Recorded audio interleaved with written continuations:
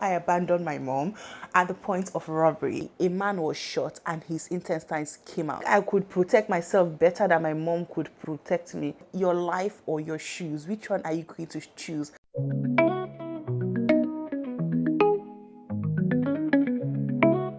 Hey loves, welcome back to my channel. God bless you, Aji. And if it's your first time here, you're welcome. And if you've been here before, thank you for coming back. So in this video, I'll be doing a story time where I also do my makeup, okay? So I'll be telling you guys a little story on how I abandoned my mom at the point of robbery.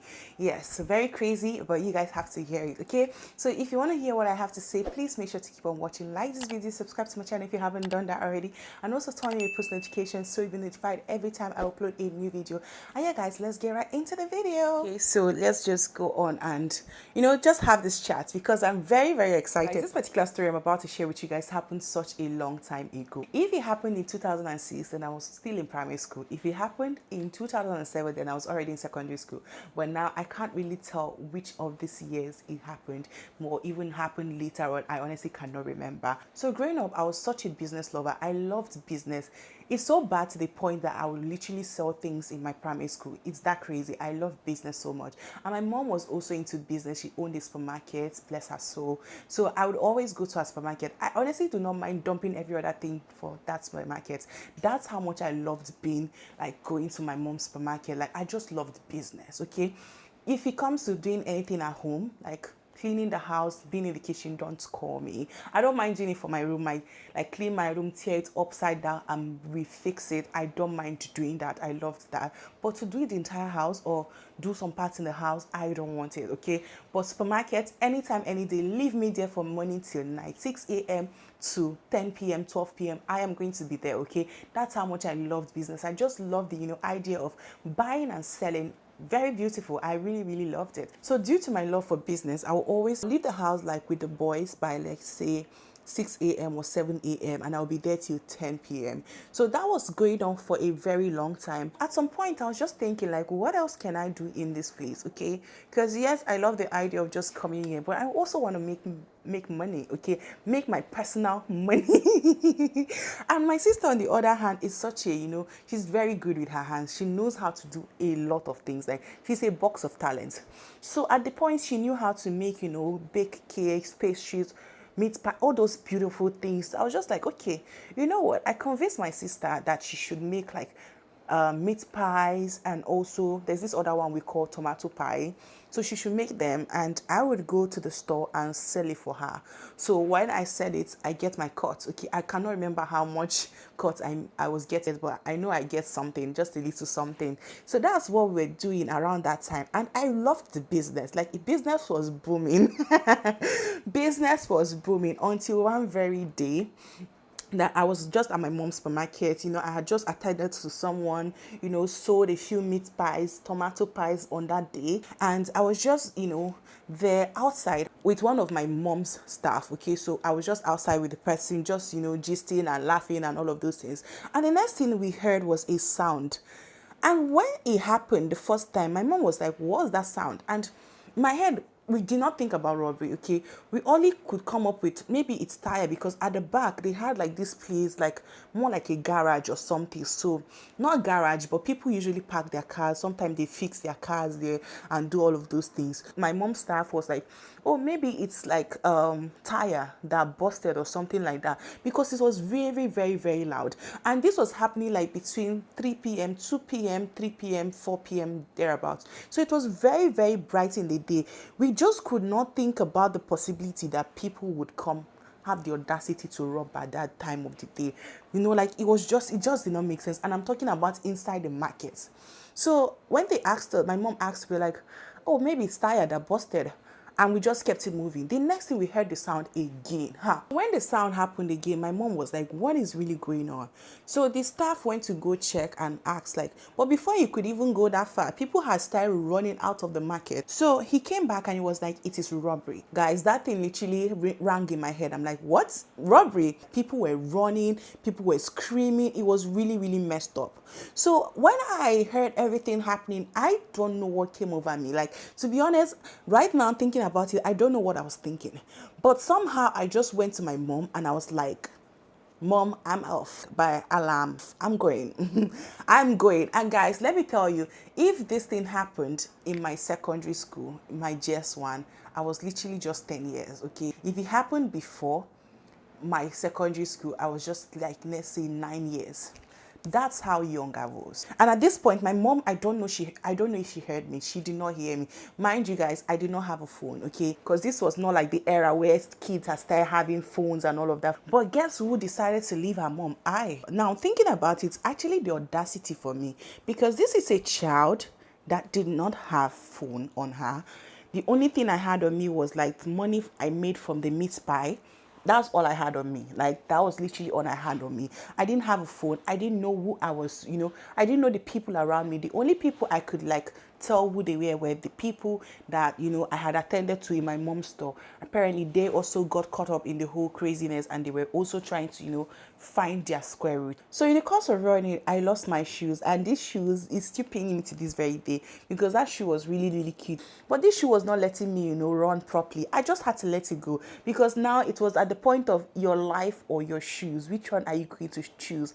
I just had to let go. Oh my God, your life or your shoes? Which one are you going to choose? My God, that was a good rhyme. So I was like, honestly, I just had to let go of the shoe. I was like, let me get my life first. Shoe, we can buy you again.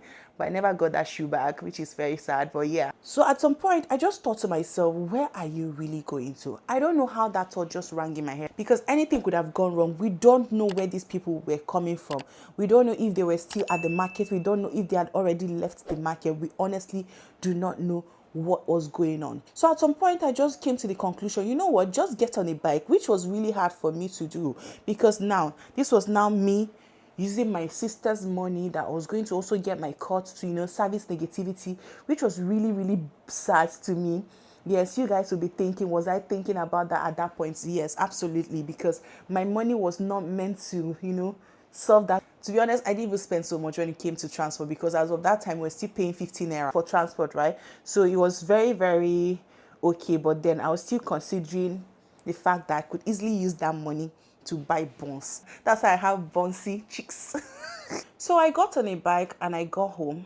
And guys, when I got home, it was very, very embarrassing because we had our neighbors outside and I got home without a shoe. I didn't have shoes on me. I was looking very tattered. Everybody was seeing me and they all knew because I was like a big girl. I've always been, and if you see me, you can never guess that I would be able to move an inch. Okay, I don't know if they laughed at me, but I was very, very embarrassed. In my head, I'm just thinking like, so these people will see me now looking this started. On a normal day, they will not, they will never see me, do something like this. So I just went into the house and thankfully my sister was around. So I went to meet her. Like, she was like, why are you back home? Where is your shoe? What are you doing here? And to not make it worse, she had a dream about robbery. And like, she literally had a dream that very day about robbery. She was like, what is going on? Why are you back home? I had to, quickly narrate the story to her. So she called my mom. I can't remember if my mom was the one that called her or she called my mom. She told my mom that I was around. And my mom was now comfortable because her baby is fine, so everything is fine and good. And to be honest, guys, this could have really, really gone wrong. I know that I'm laughing right now, but I feel like I took a very huge risk. I take a lot of stupid risks, to be honest. I don't even want to begin to tell you guys some of the ones that I've taken. Okay, is it the one I was holding a door preventing an armed robber from coming into the bathroom when they came to rob my mom's store? Or is it the one I jumped down from a bike? I take a lot of stupid risks, which is really, really bad. Sometimes it's actually very bad. But yeah, this could have easily gone wrong for me to be running aimlessly because now I didn't know if they were going to follow the route that I followed. So anything could have happened. So why was I running? What was I thinking of? Did I think I could protect myself better than my mom would protect me? Honestly, do not know what was going on in my head because this actually could have gone so wrong because apparently a man was shot and his intestines came out. Like, because you know how then, of course, phones were not like a popular thing. So we still had a lot of phone booths where you go pay them and you get to call wherever you want to call. So on that very day, I don't even know if this man was aware that there was such a thing as robbery. So he was just, doing his business. Someone came to, make a call or something. So he was trying to, dial the number. You know how they'll dial it and you know, when the person says hello, they'll give the phone, you know, that kind of thing. So I think that was the picture that was painted, right?